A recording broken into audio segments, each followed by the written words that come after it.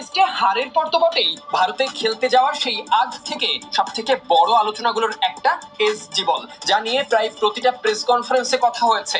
এই বল বাংলাদেশকে কোনোভাবে পিছিয়ে ফেলছে কিনা সেই প্রশ্ন সবার মনে উকি দিয়েছে। ডেভিড হ্যাম্প, তাসকিন কিংবা সবশেষ প্রেস কনফারেন্সে আসা অধিনায়ক শান্ত একই প্রশ্নের সম্মুখীন হয়েছে। শান্ত অবশ্য এই ব্যাপারটাকে খুব সাধারণভাবেই নিয়েছে।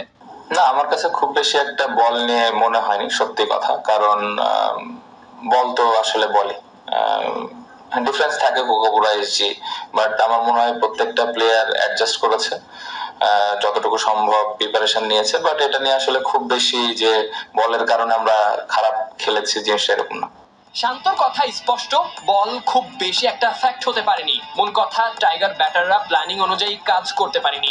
শান্ত এমন কথাটা ম্যাচ শেষে বললেও আগে থেকেই সুর মিলিয়ে রেখেছিলেন ব্যাটিং কোচ ডেভিড হ্যাম্প। এর আগে বাংলাদেশ প্রথম ইনিংসে সুযোগ কাজে লাগাতে পারেনি বলে আক্ষেপ করেছিলেন টাইগারদের ব্যাটিং কোচ।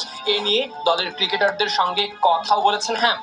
ভারতের মতো দলের বিপক্ষে চ্যালেঞ্জ থাকবেই, তবে সব মিলিয়ে নিজেদের সামর্থ্যের শতভাগ দিতে হবে, সেই জায়গাতেই ব্যর্থ হয়েছে বাংলাদেশ।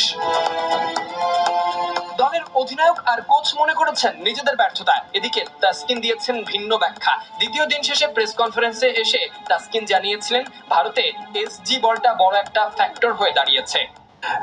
এসজি বলে ওরা আসলে এখানে ওরা একটু বাড়তি অ্যাডভান্টেজ পাচ্ছে, কারণ ছোট থেকে ওরা একদম এসজি বল থেকে খেলে, ডোমেস্টিক খেলে, এবং ওরা আমাদের থেকে একটু বেটার জানে how to use SG ball properly.